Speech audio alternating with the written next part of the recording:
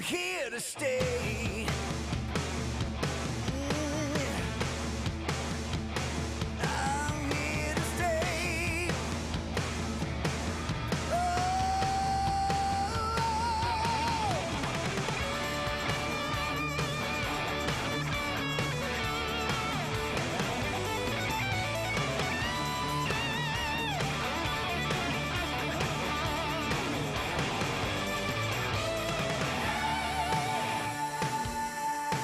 It's time to live and see the light. Take the time to fight and do what's right. Gotta take it on one step at a time.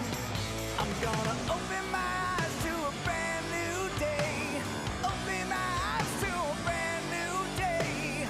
Open my eyes to a brand new day.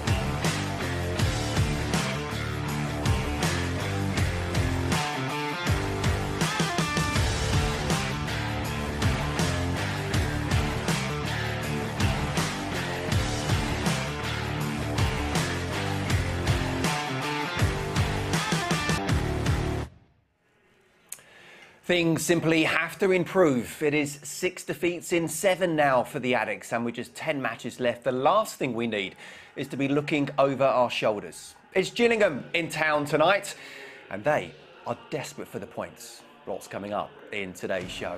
Well, we're speaking exclusively, as always, with Johnny Jackson. We'll take our latest flight down international memory lane. And we'll also look back at Saturday's defeat against Accrington. It's great to be back with Curbs in the Charlton TV studio, presented by DNEL Ltd. Curbs, you good? I'm very good. I don't want to watch last Saturday's game though. Let's move on. Let's move on. We might have to a little bit later. But look, absolutely delighted. In between us, we've got this man. Palmer's awful back pass, letting in Robert Lee. With a finish from a very tight angle. Lee! Oh, what a nice goal! Robert Lee, what a fine effort!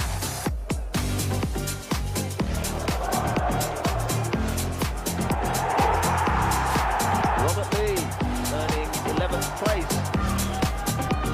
Lee. Turn. Oh, brilliant goal by Robert Lee! That is a classic! Minto doing good work on his left. The cross comes in. Lee makes it number 1, and the on-ball player for Charlton Athletic makes it look easy again. Well, that was just put on a plate for him, wasn't it? Great to see George Clooney, Lurker, of course, Rob Lee. How are you? I'm very well, thanks, mate. Yeah, very well. Good, good. Looking forward to tonight? A little, yeah. It's a big night. Yes it's a big night in the Lee family household, isn't it? It is again, yeah. So Ollie obviously plays for Gillingham, so it's going to be I'm sort of like always nervous when I'm watching them both playing. Oh yeah, what is it like watching both playing against each other? Yeah, it's only happened twice so far, and it's sort of like putting your dad there on it. Sort of like you want them both to do well, but you sort of want their teams to do well as well, and so it's really different. It's not 100% enjoyable as I usually relax a little bit, but no. So I'll be nervous tonight. We'll come on to it in just a second. They won't be starting against each other, will they? But no. Cheeky question: who are you supporting? Well, Charlton's my old team, and it's so my son's sort of like, I know he's not starting, but yeah, I would have to lean, even though Ollie won't be happy with me. I'd have to lean towards Charlton. When they played against each other last time, did they tackle each other? Was there anything? Yeah. Apparently, yeah. The mum weren't happy. Yeah, one. I think Ollie hit Elliot. I think, and so she weren't happy. So it's sort of like you've got to be careful. So she'll be happy. One of them's on the. Anna not happy at all there. Because look, I wasn't here Saturday, but from what I hear, what I read, the people I've spoken to, it sounded like a good one to miss. Oh. I mean, where are we right now? And don't say 17th. No. We're in a bit of a mess, in all fairness. And, it's all been culminating in the injuries, I think, personally. Now, when Johnny took over, 7 wins out of 10. Then we had another little bit of a lull. But recent weeks, without the 3 centre forwards, no disrespect to Burstow, etc., without the centre half situation, Claire getting sent off and etc., I don't think Johnny Jackson's been able to put out his best side. Maybe he might not be able to by the end of the season even. But the weekend was poor, and it was poor for a couple of reasons. The set play come back to haunt us again, and it's a dreadful goal when you watch it again. There were so many times there were opportunities to clear it and not manage to do it. And then once again, showing a player inside, say have a shot, and he did. And it went in the back of the net, which what happens when you're struggling. It wasn't good, Scott, and I, like everybody now, looking to tonight, we've got to put a performance in. And whatever team Jacko puts out, and the subs that have to come on, etc., they've got to turn this around, or look as if they can turn it around, because we've got to get the fans back on side, because, we can talk as much as we want, and we are Charlton fans, and we want them to do well, but it's not good at the moment. Is this the perfect game then, perhaps? Kind of a local derby? Gillingham are going to bring a few. Well, I said that at the weekend, the fans have been quiet. We can't hear it as much, obviously, the atmosphere. But, when you're struggling, you can hear everything as a player, especially the Grizzles and that. I'm hoping they sell their end out and make a bit of an atmosphere here, and we respond as fans, and the team respond and give them something to sing about. And and I think playing so badly Saturday, you want to play again. there's nothing about tiredness. Gillingham play Saturday as well. You want to play again, because if you don't, that's a really long week before you can play. So let's hope we can turn it on tonight and get the result. OK, we are live streaming worldwide tonight, includes the UK and Ireland. So if you haven't got your match pass as yet, please do so as soon as you possibly can. OK, lots to come before kick-off. Let's crack on and hear from Johnny Jackson, who I spoke to a little bit earlier pitchside. Jacko, there's no getting away from the fact we're on a tough run at the moment, and obviously the games are coming thick and fast with it being a midweek game. What have you worked on? What have you said to the lads since Saturday? Just that we need a response. I think we was all disappointed on Saturday. The players, none more so than the players. You know, they was disappointed coming away with nothing, and you know, the manner of the performance. So we have to put it right. And just said to us, a quick turnaround, great game for us back here, local derby. You know, with a couple of guys sort of coming back to fitness, I think it's a real opportunity for us, and we have to make that count. When you're going through a tough run, is character as important, if not more, than ability? Yeah, it is. You have to work hard, and you have to show some spirit now, don't you? Some real character. Players have got to step up to the mark. You know, no one's going to help you out. You have to find it from within to step up. And tonight's a great opportunity for them. It's like I say, it's a local derby. If you can't get up for this, you know, in front of our own fans under the lights, then you're not going to get up for any game. So I'm sure we'll see a response. So what is the team tonight? How many changes? Just 4 changes from the weekend. Matthews comes back into the side. Gilby, Blackett-Taylor starts, and Connor starts. What about Gillingham as well? They've been on a great run since Neil Harris took over. What's he done there that makes them so difficult to beat at the moment, and why this will be a tough game? Yeah, made them more solid. The way they set up. You know, the 3 at the back that he's gone for makes it, you know, that extra defender in there. Very good on set plays, very good at playing percentages football, making you defend and trying to keep the ball away from their goal as long as possible. So he's gone in, done a great job. They've got some good results, and like any team, they'll have their threats that we need to stand up against. And like any other side, they'll have things that you can exploit that we need to try and work on. And you mentioned as well, it's kind of a local derby. It should be a good game, a good atmosphere from both sets of supporters. Do we play better in that type of game when the atmosphere is a bit fiercer? Yeah, I like to think so. You know, the home form here under me, you know, last few games not so well, but generally speaking, has been excellent, and we've had some big results here and some really good performances. You know, looking back at the Plymouth game, the Ipswich game, and a few others, we've had some real good performances here, and we need to find that spirit, that level of energy. And we know that the crowd will get behind us if we do. Good luck. Cheers, Scott. Yeah, so 4 changes then. Matthews, Gilby, Blackett-Taylor and Connor Washington all come in. And Curbs, I asked the question about ability versus character when times are tough.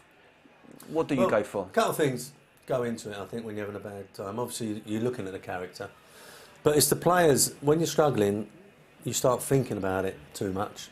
Receive a ball, and it ain't natural. You know, when you're playing and you're on top of your game, you know what you're going to do as the ball's coming to you. But when you're struggling, you take another look, another touch, just because you don't want to be the one that gets the next boo. And so you look at character, but also you look at players that you can rely on and going to give you and express themselves in these difficult times. So it's interesting. I thought he would make 3 or 4 changes after he had to after the weekend, even if it was just to freshen it up. He's still going with a 3 at the back. Not too sure how Gillingham play. Robert might know more than me.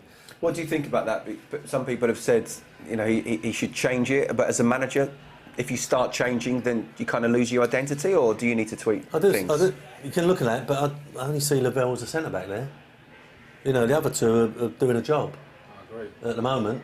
You know, so perhaps he can't change it. I think our strength has been that midfield. And, you know, obviously Robert's boy's not playing, it's not starting. But the 2 wing-backs, Matthews can get up and down, so can Corey Blackett. But it's that midfield 3, and when we were getting the results, that midfield 3 were dominating. Obviously it's changed a little bit tonight, but can we get some service to the 2 boys up top? We've been talking about these injuries to the centre forwards. We've got 2 of them back tonight. Can we get the service into them? Rob, how important is it that Jayden and Connor are starting again together? Yeah, listen, I agree with Curbs. I think that was a major, when we were going for that really good period, I think they were on fire, the midfield were playing well, we're creating chances. still letting a few goals in, but we were scoring enough to cope with that. And I think the minute that them two got injured was the minute that we started to struggle. You know, not having any forwards is anyone would struggle really. It's a strong bench, though, isn't it? Yeah, very Things much aren't going so. too well. Yeah, very much so. I'm sort of like surprised he's kept with the 3 centre backs really. If I'm being brutally honest, especially against Gillingham, they play really Devane Oliver up front on his own. Although they have Kelman off him, but Devane plays up front. What they're going to do, they're going to launch it. And I look at them 3 centre halves, and I look at him, and I think he's going to win everything. So I'm surprised Pearce is not playing. Because I would say he's the best header of the ball at the back, and it just seems strange that he's played them 3 centre halves when we've probably got the best header of the ball of a centre forward, and they're going to shell it to him. We'll see how that one develops then. Let's have a look at the league table then, shall we? We obviously are in the bottom half. We're in 17th position following our defeat to Accrington. Cheltenham and Burton both jumped up to 13th and 14th. At the bottom, Gillingham earned a huge 1-0 win over Doncaster, and that win moved them level with Wimbledon, who are now winless in 18 league matches. The Gills have got to fancy their chances of getting out, but I've got to ask you both about Charlton. Some fans think we're in relegation trouble, Curbs. Are you one of them? Well, we are until we get to 50 points, because that's normally the safety position. May not be in that amount this year, because teams in the bottom have not got that many points, but you're asking a lot of teams though to go on a run that they haven't. Yeah, you are, and we've got a game in hand. But you can just see how people can feel if Gillingham get the result tonight and go to 36 points, you know, and a couple of other results go against us. Yeah, and then you are really looking over your shoulder. And what's the run? Six from seven, and you know that is tough. You know, that's a bad run. And as I say, do you park 2 buses tonight and be really negative and don't really go and join the strikers until they've actually got hold of it? Because as we're saying, when you're on top of your game, as that ball's going into the strikers, you're already on your way. But then if you're not playing well, you're worried about if it breaks down, my man behind me is going to go that way. All them sort of things come into it. So I think above all, we need a really good start and get this crowd behind us. What do you see? Where do you see us? Listen, I think one's on 47. I think 47 points is with the way the points are at the bottom. I think that will be enough. Do you know what I mean? I think if you had 47, you'd be quite comfortably sitting there saying we're not involved. So we only need a couple of wins. It's just getting those wins. If Gillingham score first tonight, it's going to be tough because they win a lot of games 1-0. With Neil Harris here, he's got them very well organised. They don't score a lot of goals, but if they do get in front, they're organised. They're tough to break down, you know. So, okay, let's have a look at the top half then, shall we? If only we were in it. The top 3 all dropped points on Saturday, with Wigan and MK drawing with one another, whilst Rotherham were held at Wickham. Oxford, Sunderland, Plymouth, Sheffield Wednesday all won on Saturday to keep themselves either in or close to the playoff pack. Sunderland now unbeaten in 5, but Plymouth and Sheffield Wednesday could both overtake them if they win their games in hand. It's a good battle there, isn't it, up there? Oh, yeah. You know, for now MK, to be fair, making a fist of it in terms of getting into the top 2 and obviously the playoffs. Take Rotherham away, and you know Wigan's got them games in hand, but you know they've not got the points. They've got the games in hand.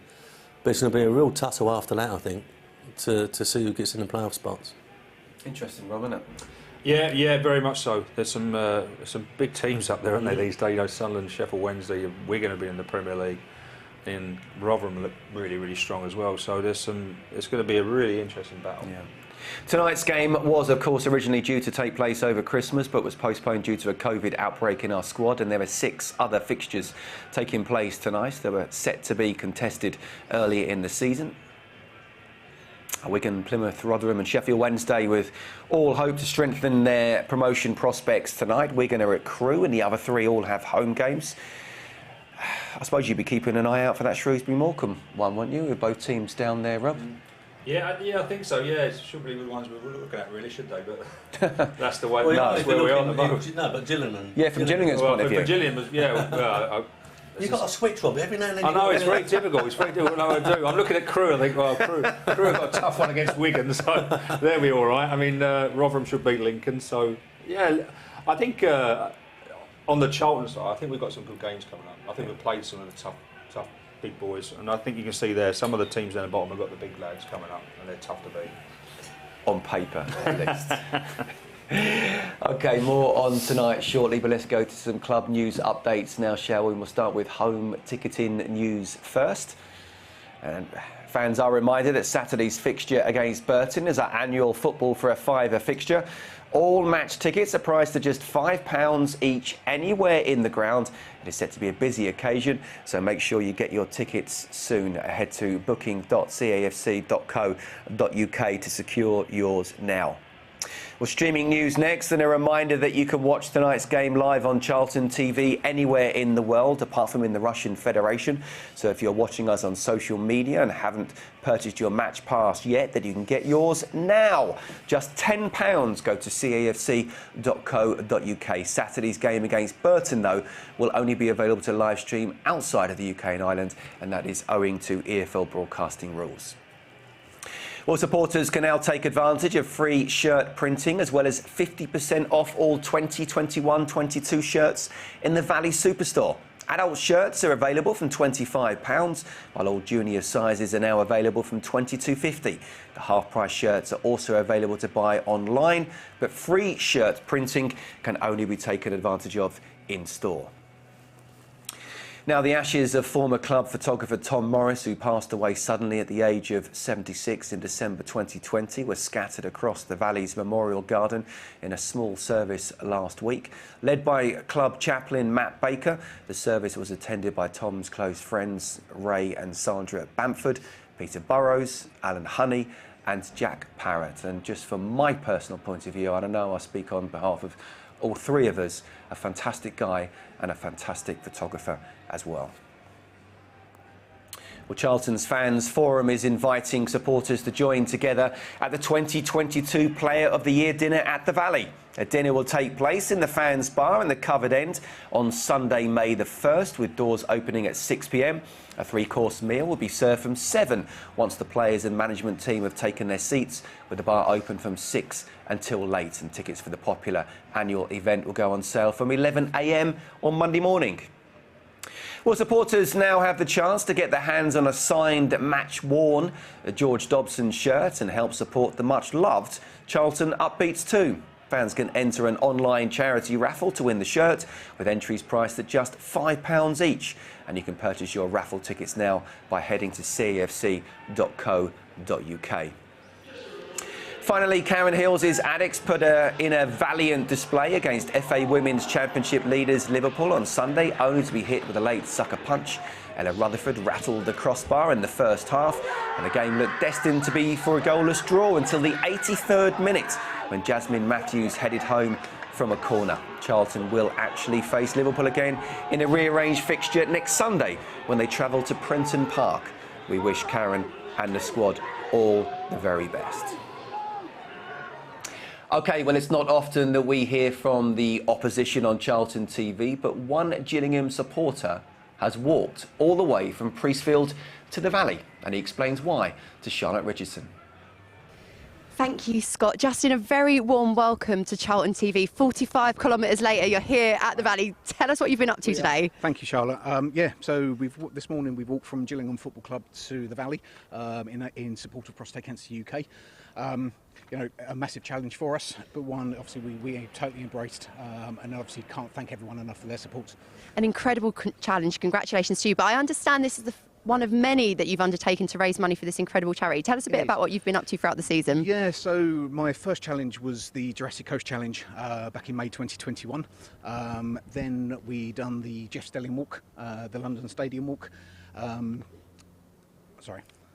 So much that you've accomplished. And then it is a case of obviously the Gillingham to Charlton. Absolutely brilliant. I'm in complete awe. And what's lovely as well is that Prostate Cancer UK is a charity that the football club has supported here with the PSA testing. Correct. That Gillingham, the EFL support as well.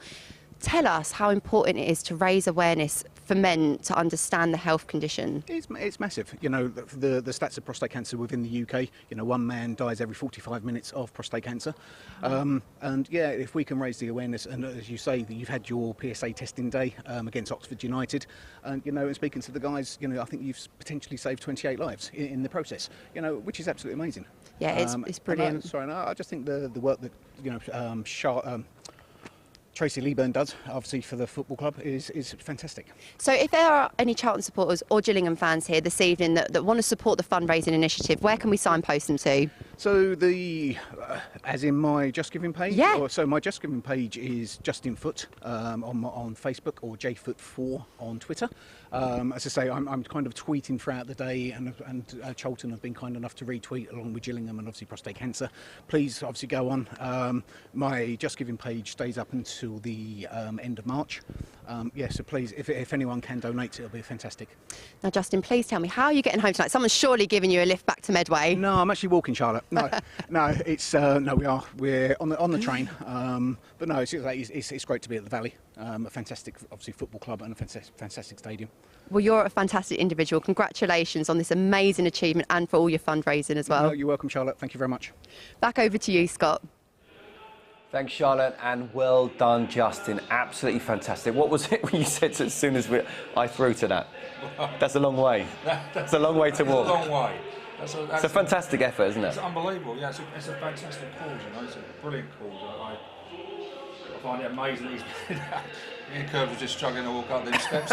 You said that, didn't you? We used to run up them. I was all right.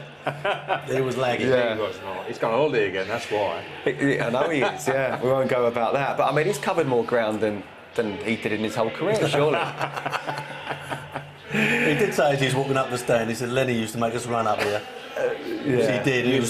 And it was twice the size, wasn't it? He went right back over there. Huge. I got away with that. But well done, Justin, anyway. A fantastic cause. And, yes, you should be carried home anyway. So, well done. OK, look, Charlton TV had the pleasure of speaking to Matthias Svensson here on Saturday. And I'm delighted to say that a fellow former international addict joins us now. This man.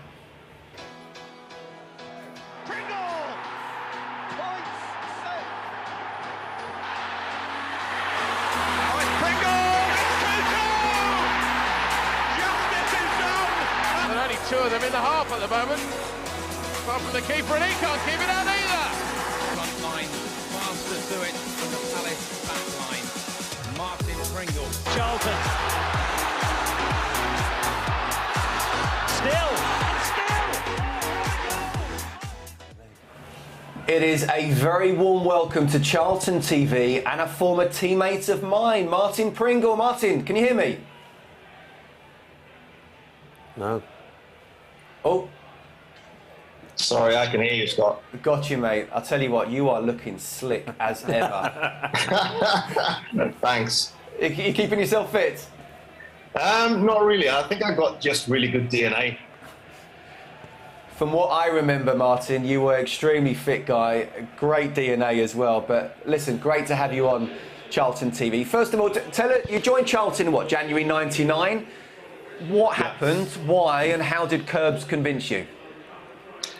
I'm not sure, to be honest. I remember I was at Benfica at the time with you then, obviously. And my playing time wasn't enough, so to speak. So I asked Graham Souness, who was the manager at the moment, and, can you help me go on loan? And he gave me the number for Curbs, and, and that's the way it happened from the beginning, I think, but that's how I remember it at least. And then I came to Charlton and we sorted things out and I actually came. OK, that's not how it happened, because I know how it happened. I'm going to ask Curbs. No, I don't know how it happened. How did it happen? So you called me up in '98 when we went up after the playoffs and said, do you fancy coming back? And I said, look, we've got Champions League next season, so I want to stay out here another season, but I know of a guy who would be perfect for Charlton, Martin Pringle. And then you signed him in the January. Yeah. So I want 10%, Martin. Why you never told me that story? I have told you that before. I told you that at the time, but a lot of water has come under the bridge there. Look, I mean, what was the mood in and around the club when you first arrived? Because at that point, I think I'm right in saying we lost 7 league games in a row. I think everyone was just looking for something fresh and, getting some energy in. And obviously I tried to do that with my pace and, I was a bit lanky, but still, I could throw myself about and, could run. So, and that's what I did. And we started off pretty well when I came. I think I made my debut at Southampton, if I'm not recording. Yes. And I think we lost that game, actually, but I came on in the second half. And then I started the next game, which was at home to Newcastle. And that was probably the first point in when I scored the equaliser. And that was probably the first point in a while. But after that, I think we played really well, to be honest. Yeah, let's have a look at that goal, because you did. Charlton were 2-0 down, came back to 2-2. I don't know if you can see it, but watching it now, you score the equaliser in stoppage time. How did that feel? It felt great, and I think it was actually Scott Parker who gave me the pass as well. So, I mean, you know, if you're starting at home first game and you're a striker, yeah, you want that for a start. So, and I did, and it was just fantastic. Nice. So, you know, when you're in that moment as well, it's really, really nice to get, you know, on the score sheet. Definitely, Curbs, we've spoken a lot about stopping the rot recently, haven't we? I mean, how important Martin's right, that to? Bring some fresh people in, but what attracted me was the pace. I know he's good looking and everything else, but it was the pace that I wanted up there, and he definitely delivered that. And it wasn't bad in the air as well, and he was having a bad time. I didn't realise that. I can't remember losing 7 on the spin, but, you know. Happens to the best of them. I know, but no, we needed to change it around, and, you know, I was lucky enough to be able to do it. Yeah. A couple of weeks later, you scored again, Martin, and that was the first win in 14, and you look like you really enjoyed this one.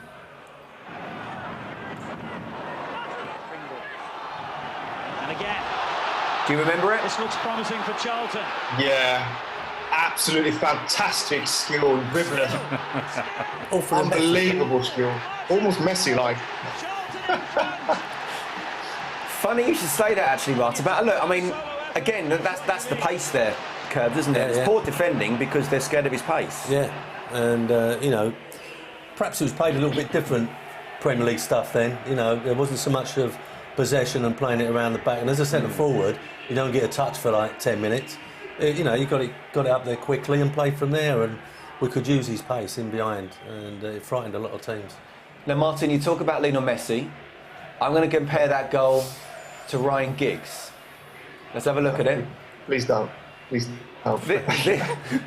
This was the famous FA Cup goal in 1999 that everyone talks about. In my personal opinion, I can't believe they don't talk about yours instead. What do you reckon? I can understand why, actually. Yeah. You got an airy chest. You didn't take your shirt off, Martin. Yeah, but I don't have that much hair on my chest. Well, the body fat's pretty good. It looks like it still is now as well. But fast forwarding things to that summer now, we were relegated for the Premier League, but you signed for us permanently as well. Why did you do that? I think, you know, when I came to the club, it was a club that felt, you know, like a family. And I really, really enjoyed it. And, you know, it was like, you know, when you're at Benfica, it's like, you know, this giant, massive club, and you don't feel like it's that personal anymore. And everything is about just like, you know, it's about the club and, you know, winning trophies. But when you got to Charlton, it felt like, you know, you joined a family again. And, you know, everyone was drawing in the same direction. You know, you was working hard, even though you were competing with one another. And there wasn't any bad feelings or anything, you know, in between players. Sometimes on the pitch, yeah. But, you know, once we stepped off the pitch, it was mostly, you know, we were friends sitting in the cafeteria and, you know, just enjoying it. So it felt really, really good. Was that one of Curbs' biggest strengths, the fact that he could get good characters in and the team spirit you guys had? I think so. And we had a couple of Scandinavians in, and I have to say, Curbs, and I'm really sorry that I didn't appreciate you more as a player when I was there. Now I've been a coach myself for, like, you know, 15 years and working as a sporting director for the last 3 years. And yeah, I should have enjoyed it more whilst I was there, because, you know, you built a really, really good team. And, you know, sometimes players are, you know, it's egoistic. So that was probably one of them as well.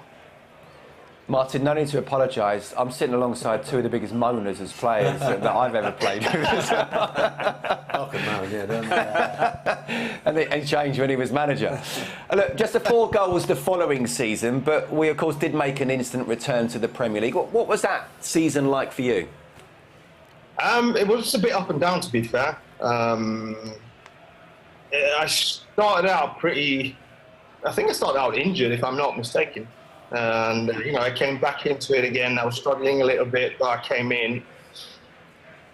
But that season was amazing. I remember we had a startup meeting, and I think Curbs put like on this paper on the board, and he said, "What do we need to win the championship?" And he said, "Yeah, 26, 10-10. Then we have a good chance." I can't remember if we ended up with that, but I think we ended up with more, to be fair. And it was just like, you know, everyone was brought together. Well, certainly we went up anyway, so however many wins it was certainly enough. Let's have a look at a goal against Crystal Palace now as well, and talk about your goal celebrations, because whenever you did score, you looked like you really enjoyed the moment. What was the feeling like to score a goal? Well, I didn't score that many, but I mean, if you look at Andy Hunt, he looks like, you know, blatantly just like, you know, he scored every week. So, you know, when I scored, it was like, you know, it's a big thing for me. But yeah, I enjoy scoring goals. But, you know, I really enjoyed playing with Andy. We really had an understanding. And I don't know if Curbs thought with that we had, but we had a good partnership off and off the pitch. Yeah. We talk to Andy, or about Andy, a lot, don't we, Curbs? And what a good player he was. Well, he succumbed to injury, and Martin took a bad injury as well, and we can't forget that. And it curtailed him a little bit. And you know, when you lose a striker, you need to bring some other players in, and you know, I had to do something, and we had to move on a little bit. You know, Matt Svensson was obviously here on Saturday. How important was he and the Martin Pringles to Charlton, even if they didn't play all the games? No, vastly important. And he's right, Martin. We sat down in the summer and said, what do we need to do? And it was like 26 wins, 10 draws. I need 10 goals from the back 4. I need 20 odd goals from the midfield 4. And you 2 up front, I need this and that. And it was, you know, set targets, and we managed to carry it out. And mainly due to the boys up top, you know, Huntley, Martin and Matt Svensson. Listen, Martin, we're going to... Sorry, go on, Martin. Yeah, we had a pretty good strike force, to be honest. Yeah, certainly good at that level. I mean, it was fantastic, wasn't it? Hence the promotion. Tell us what you're doing now. We've got to go now. There's a game coming on in a few minutes' time. But tell us what you're up to now. You mentioned about being a sporting director. Yeah, I've been a sporting director now for 3 years at the highest, well, in Allsvenskan, so to speak. It's the highest level in Sweden. And I've been working at a small club with, you know, limited financials. But we try to find, you know, good players, sell them on, and, you know, find new players and sell them on. And, you know, it's been work, but we stayed up for 2 years when everyone said we were going to get relegated. So, yeah, I'm enjoying that. So, I took a step away from coaching, even though I've been a coach for almost 15 years. So, but I really enjoy doing it. And right now I'm in Stockholm actually doing a course with the Swedish FA for sporting directors. Well, brilliant, Martin. Listen, it's been an absolute pleasure for me personally to see you again. Again, you're looking a million, I have to say. Thanks, Scott. And we'll keep in touch. Will do. Top man, speak to you soon. Speak to you soon. Thanks, everyone. Bye. OK, look, we've not had too many goals to shout about of late here on Charlton TV, but there have been some crackers in the academy. Here are the contenders for February's Valley Gold Goal of the Month.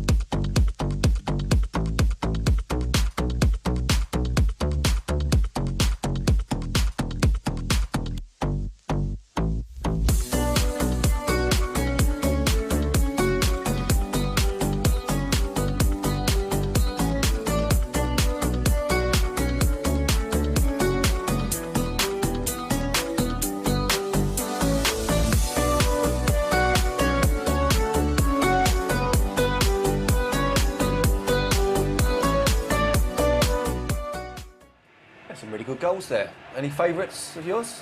Free kick. Got a bit of free kick in it. First one, top corner. Harvey Kedwell, was it? Yeah. Top corner. You know it's going there, and the keeper knows it's going there, but can't get it. Nothing you can do about it. Stopping that. Brilliant. Well, look, fans can head to valleygolds.org.uk to submit their votes. Voting closes on Thursday, and we'll be revealing the winner on Saturday's Charlton TV show. Right, Curbs, you ready for a bit of X-rated action? Go on then. But back at Saturday. Well, go on then. You was lucky you weren't here. You was okay. Let's have a look back at it then, shall we? And it all started off so well as well, didn't it? Well, I was talking about this. I mean, I don't know what Elliot said. Did he think it was a penalty, Rob?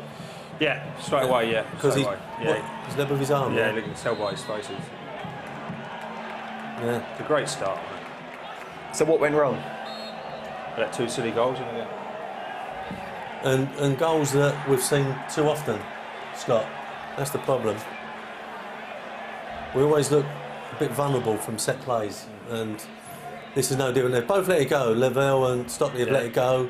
They keep it alive. 1, 2, 3. I think I'd like my goal to come out and do something, really. I mean, but you just knew it was going to go. Like, the more it stayed in the 6-yard box, you knew something was going to happen. This is the one that really frustrated me, the second one, because it's whacked upfield, and Lavelle's defending. Dobson's running back to help him. There's no communication. So if Dobson says, show him down the line, show him down the line, show him down the line, nothing, and he comes inside. So how many times have we seen that? For that one, I'm not. Well, I was talking to Robert as we was walking over it, because when Lee was in charge, your boy scored a very similar goal after about a minute, didn't he? Yeah, 30 seconds. He was coming inside, and we had enough players back. There was 4 players back, and we didn't deal with it. What did Elliot say, Rob? Again, it's very difficult for him. It's sort of like so they didn't play well. I think when you go 1-0 up that early on, if you can sort of build on that, and Charlton need to get the second goal, and have a bit of relax. I think that's the second half. And the frustrating thing is now they had 10 men for quite a big time. Then we still kept 3 centre halves on for a little while. But we never create the chance. Yeah, I think maybe that's when you a bit of experience, like you say 2 straight away, get wide because they're down to 10 men, get crossing for Jaden and Wash you were on. So I think we didn't make the most of it once they went down to 10. Yeah. Let's have a reminder of tonight's teams, shall we? 4 changes that Jacko has made ahead of tonight. It's still the 3-5-2. There's Jaden Stockley and Connor Washington up front, which is great. There's a midfield of Adam Matthews, Scott Fraser, George Dobson, Alice Gilby and Corey Blackett-Taylor. Rob, you're slightly worried about the back 3 though? Well, yeah, because I've seen the back 3 before, but we've always got what they can do, although not great playing out of the back. They're big lads and they can head it. They're playing today against Oliver up front for Gillingham, who's a handful, and Ben Perriton's I don't think it's great in the air. Certainly Sean Clare isn't. Sam Lavelle is probably the only real centre half there. And I think he's got to be very careful because he keeps flicking things on. If Oliver wants to play tonight, he keeps flicking things on. He could cause problems, It's up to us to try and get the ball down and play. That's what we haven't done in recent weeks, is get the ball, get it down and play football, because what we Charlton have got is footballers, and we can't get drawn into just launch it up to Jaden all the time. Let's have a look at the Gillingham team then, shall we? And the Gills were 10 points adrift.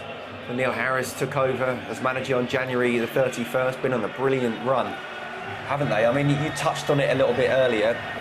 Why are they so difficult? Who are the key players? And there's some guy called Ollie Lee who might pop up. Yes, he will. Yeah. It's very, very well organised. They're good at the back. They've got the 3 back guys are very good. Tucker's a good player. And for Dane Oliver, he will stay up front. He's a big lad. He's good in the air. Scores their goals, and they'll get it forward quick. They'll soak up pressure, and they'll break very quickly. And what they will do, they'll get crosses and they'll get balls up to Devane as quick as they can, and it'll be tough. You know what you get with the Neil Harris side, don't you? Absolutely, and they've probably looked at us and gone, like, set plays. Let's make sure we put it in the right area and we attack it. And if we get the first touch, we've got a chance. So, them 3 centre-backs and Stockley have got to do a job tonight defensively. You normally watch the opposition warm-up, did you, tonight? I couldn't see too much, but Yeah, I like to watch the opposition. They look confident. They should be. I mean, polar opposites at the moment, isn't it? Gillingham are well, is this not a good time? Is this not a great time to be playing a Charlton Athletic team?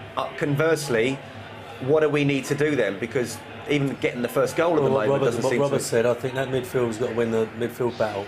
And we've got to get some decent balls into that front too. That's what we've got to do. Rob? Well, I think we've got to score. With the Charlton hat on, of course. With Charlton hat, we've got to score the first goal. We've got to score the first goal and then build on that. You know, if Gillingham get the first goal, then it'll be a tough night. So it's up to us. Charlton are at home. We need to pin them back as much as we can and try and get, you know, Wash's back and Jade, and try and get some crossing, try and get some balls in the box. We know we can score goals if we create chances. Yeah, they're trying to make a noise, the fans who are here, but there's 1,500 Gills fans as well, so... Yeah. How do you see it? They've got a few fans here. I'm with Robert. I mean, we've got a couple of players, like Fraser didn't feature too much at the weekend, and, you know, he's going to have to perform tonight. And Corey Blackett coming from nowhere, really, to be playing, so hopefully he is okay fitness-wise. But I think win your first couple of headers, win your first couple of tackles, and express yourself when you can. Could do without him out on the pitch, really, couldn't we, Jacko? But he's on the bench. Manager right now on the middle of a very bad run. Well, let's hope it's at the end of it. Let's have it in the middle. The end of a very bad run. Let's get to your commentary team, shall we? Terry Smith, Greg Stubley, and Stevie Brown. Thank you, Scott. Thank you, Robert. Thank you, Curbs. And good evening, everybody. Welcome to the Valley as the Addicts get prepared to get a crucial game underway under the lights here in South East London. And Brownie, I mean, we always